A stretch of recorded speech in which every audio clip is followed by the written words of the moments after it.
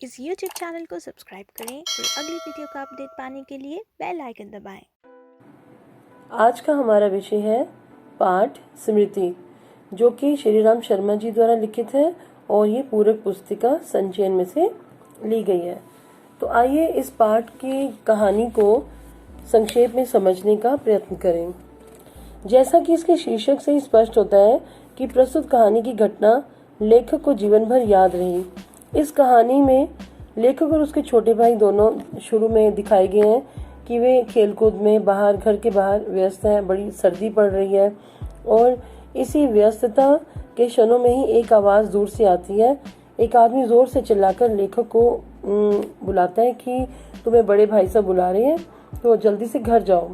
तो लेखक का हृदय डरता है कि आज भाई से पक्का मार पड़ेगी, क्योंकि सुबह से लेके शाम हो जाती है, अंधेरा छा जाता है और वे दोनों भाई, छोटे भाई, बाहर खेल रहे होते हैं। तो ये डरते डरते घर के अंदर जाता है तो देखता है कि भाई जो है, बड़ा भाई जो है, वे पत्र लिखने में व्यस्त है। तो उसे इतनी तसल्ली तो हो जाती है कि भाई से मार तो नहीं पड़ेगी, कोई और रीज़न है जिस कारण भाई ने घर पे बुलाया है। तो भाई के पास जाता है और भाई क्या करता है, बड़ा भाई जो होता है वो उसको कुछ चिट्ठियाँ देता है और कहता है इसी कि मक्खनपुर के डाकखाने में, जो कि दूसरा गांव होता है मक्खनपुर, उसके डाकखाने में जाकर डाल आए, ताकि ये टाइम पर निकल जाए और कल सुबह तक ये अपने गंतव्य तक पहुंच जाए, मतलब मंजिल तक पहुंच जाए। लेखक जो होता है वे फटाफट तैयार होता है। माँ भुने हुए चने देती है, उनको सिर पर कपड़ा बांध देती है सर्दी के कारण, क्योंकि सर्दी बहुत ज़्यादा होती है उन दिनों में।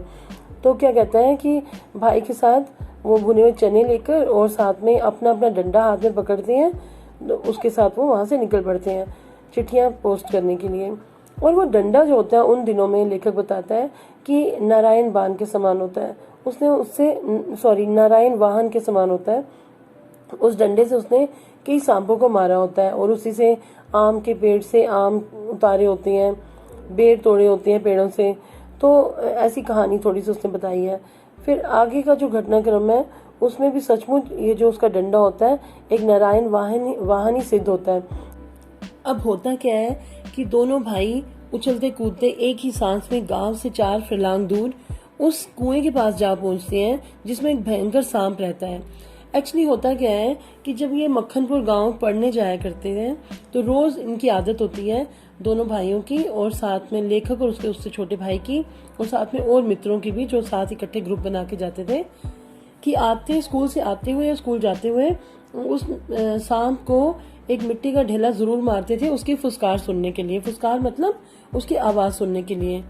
तो वह कुआं कैसा था? वह कुआं एकदम कच्चा था और 24 हाथ गहरा था। दोनों भाई इस कुएं के पास पहुंच जाते हैं।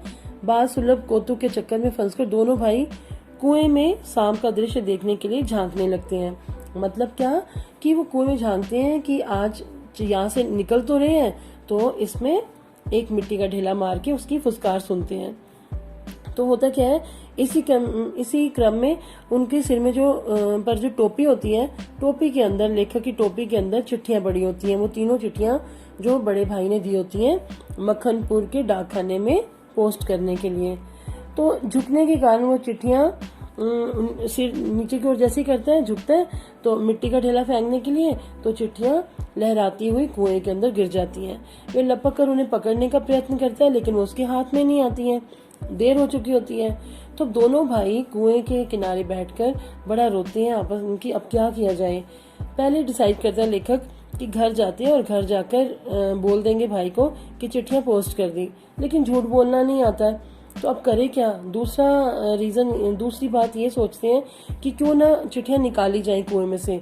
उसमें खतरा था क्योंकि उसमें बहुत बड़ा काला सांप रहता था। तो अब झूठ बोलना नहीं आता था, घर जाके सच बोलने पर मार पड़ सकती थी। तो डिसाइड ये होता है कि मार खाने से बेहतर है कि कुएं में से चिट्ठियां निकाली जाएं।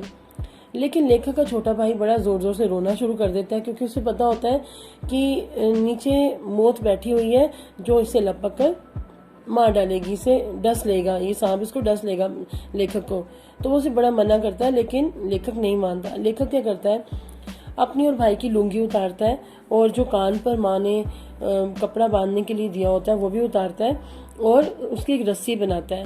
रस्सी बनाकर उसे कुएं की मुंडेर पर बांधकर और भाई को अच्छी तरह से तसल्ली कर लेता है कि बंध गई है, और छोटे भाई को बोलता है कि इसे पकड़ के रखे, और फिर कुएं के अंदर उतरना शुरू कर देता है। उसको पूरा यकीन होता है कि अपने डंडे के सहारे वो सांप को मार डालेगा और आराम से चिट्ठियां लेकर बाहर आ जाएगा। लेकिन कहते हैं कि जो बात हम सोचते हैं जरूरी नहीं है वो पूरी हो। हम जो सोचते हैं कई बार उसके विपरीत भी बात हो जाती है। लेखक ने सोचा था वो आराम से अंदर जाएगा और चिट्ठियां ले आएगा, लेकिन ऐसा कुछ नहीं हुआ।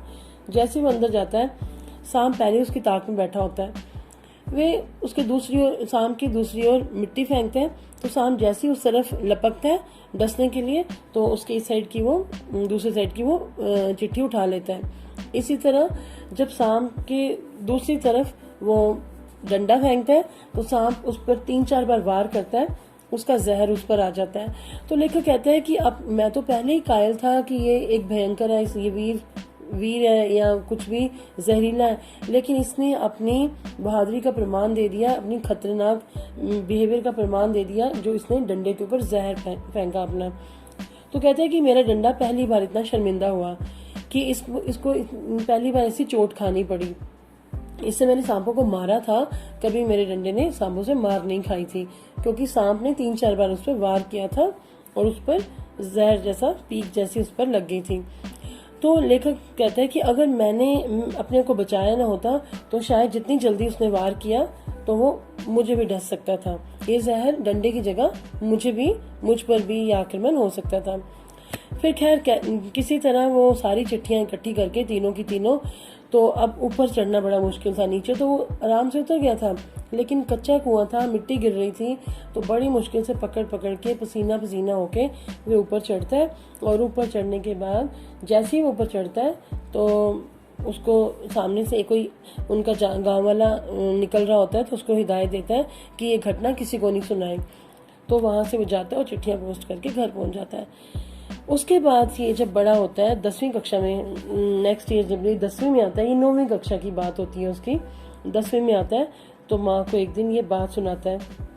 तो लेखक ने ये पूरे प्रकरण के अंत में इस पूरी घटना की रोचकता, गंभीरता और भयावहता का कम से कम शब्दों में इतना सुंदर वर्णन किया है और याद किया है कि वे दिन कितने अच्छे थे।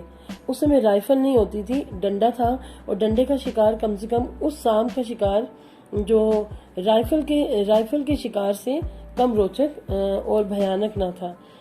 तो ये सारी घटनाक्रम उसने बताई है।